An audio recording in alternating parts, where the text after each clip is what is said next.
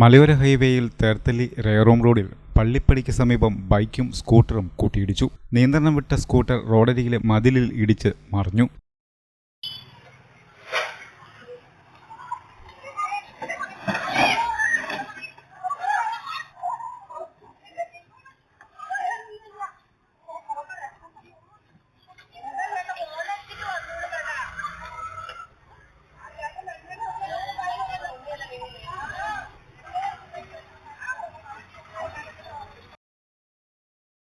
അപകടത്തിൽ സ്കൂട്ടർ യാത്രക്കാർക്ക് നിസ്സാര പരിക്കേറ്റു.